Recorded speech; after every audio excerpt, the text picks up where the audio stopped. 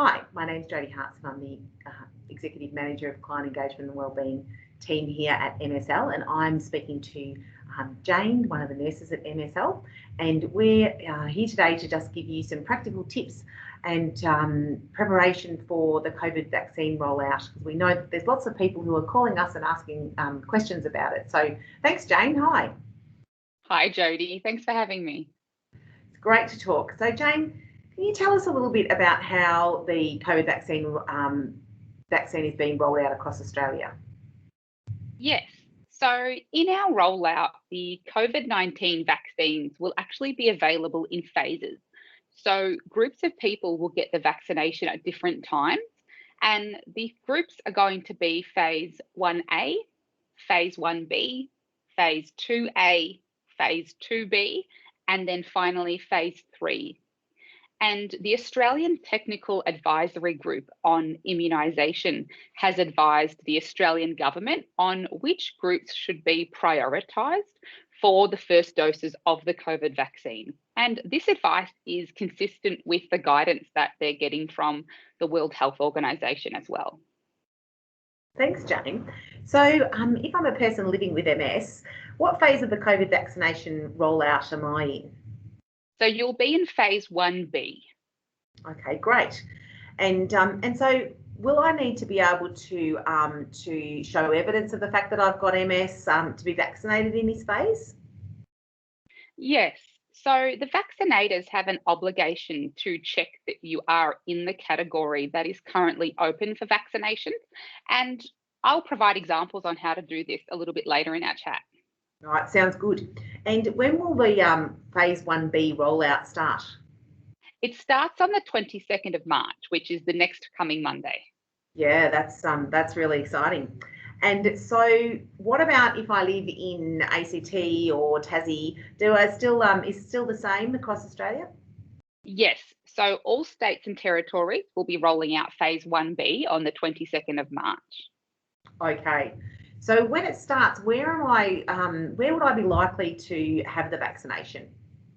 So the vaccines will be provided at healthcare centres and medical clinics, but not all clinics will be providing the COVID-19 vaccine. Although it's not known at the moment, there may also be some state vaccination centres that may be publicly available as the rollout commences as well. Okay, so we might see some vaccine hubs. So if they're going to be at medical clinics now, how do I know if it's my usual GP clinic or another GP clinic of where to go for these vaccines? So the Department of Health have helped us out here and compiled a list of all the clinics that are providing the COVID-19 vaccine. You can find this by going through the COVID-19 vaccine eligibility checker. And this provides a simple questionnaire to determine which category you would be in. At the end of this, there's a button that says make a booking, and this takes you to a tool that will help you find vaccination clinics near you. So all you need to do is put in your postcode, and it provides a list of clinics near you as well as their contact details. Great.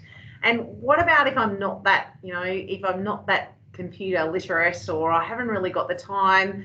Do you have a list at msconnect? Yes. So you can call into msconnect and they can run through that with you over the phone or even via email. Or you may like to ask a trusted friend or family member or even a neighbour. It really doesn't take that long to go through that checker. So someone should be very happy to help you. And if not, please call us at MS and we can help you with that. Great. So it sounds like I just put COVID vaccination eligibility and that should get me in Google and that should put me through? Yes, that's right. Great, thanks. And then once I've put that booking make a booking, how do I make the booking from there? Once I know which clinics are close to me, how do I make the booking from there? So you just need to call the clinic and let them know that you want to make a booking for the COVID vaccine. Okay. And what about in terms of thinking about what I need to do to prepare to make that appointment? Well, you should consider whether you need to provide proof that you are in the category 1B. You may also like to get a list of your medications ready, make sure that you've got your Medicare card available, and then think about anything else that you may need, such as whether you're someone that needs to lie down when you have a vaccine, or whether you have any particular accessibility requirement, especially if you're not going to a clinic that's familiar to you. It's good just to ask all those extra questions to make sure that there's no surprises on the day. Yeah, it's good to have those covered, because anytime you go for something, anytime you go for any vaccination, you're feeling a bit anxious, and particularly if it's not in your same reassuring environment, then it's a great idea to feel a bit more prepared and feel like that you're not going to have any questions that come untoward. So if anyone, we know at MSL that if anyone needs any more help in thinking about preparing, and if they're feeling anxious about us, then please give us a call, because we're more than happy to give you as much individualised support as you need to be able to think about it and get prepared for having the vaccination. So you mentioned before that that if it's not your local GP clinic, that you may need to be show evidence that you have got MS. So how could I do that? That's right. So if you're going to your own GP clinic, then their records will be acceptable to provide proof of your diagnosis. But if you are going to a clinic that's not your usual clinic, or you've never been there before, you will actually need to provide proof of your MS diagnosis.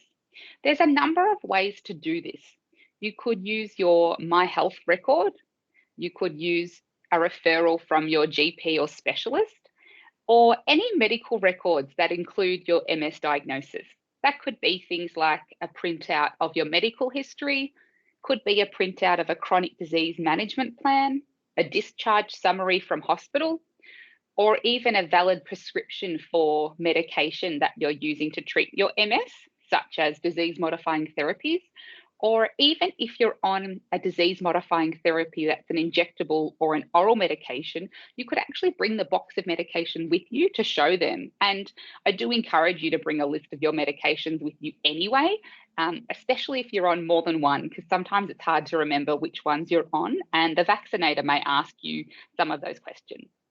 If none of those options of proving your MS diagnosis are available to you, there will be a declaration form for people in the phase 1B, and you can get that from the health.gov.au website from the 22nd of March onwards. Great. It's terrific that they've made so many options available to people, that we don't all need to run out and get a lot of letters from other people and make it busy. It's great that, especially if you're on an oral treatment for MS, you can just rock up with your treatment. That's terrific. And what about, are there any costs involved? So we know that the vaccine itself is going to be provided free, but we're not sure about costs involved with the appointment. So depending on where you're going to have your vaccine, there may be a cost involved. So that's a good thing to ask when you're booking the appointment, just to make sure. And what about, we know that there's different types of vaccinations. So what about, are people able to choose what type of vaccination they're going to have? No, so you won't be able to choose which vaccine you're going to have. The vaccine that is offered is going to be determined by prioritisation and also local availability. So you should just have the vaccine that is offered to you on the day. Sure. And what about in relation to MS? The treatments for MS and MS itself can affect the immune system and the side effects. And what about those sorts of questions? So we actually have a live webinar coming up on Monday, the 29th of March, and that's going to deep dive into more specific and medical questions. So we're going to have Associate Professor Annika van der Walt join us. She's an MS specialist neurologist, and she'll be answering all of those questions and more. So tune in to watch that. But of course, as always, your treating team is the best source of information for you. So if at any time you need direction, just contact your team for advice on what to do. Great. Thanks, Jane. And certainly, as I said before, if you have any calls about wanting some specialist or individualised information, you can also contact msconnect and speak to one of the nurses if you've got some more questions to be answered. But otherwise, we really look forward to Annika coming on board next week to help us answer some of those more specific medical questions. But for now, thanks so much for giving us those really practical practical tips and practical bits of advice on what to expect when we hit next week. So thanks, Jane. Thanks for your time, and we'll look forward to seeing you soon. Thanks, Jodie. Bye.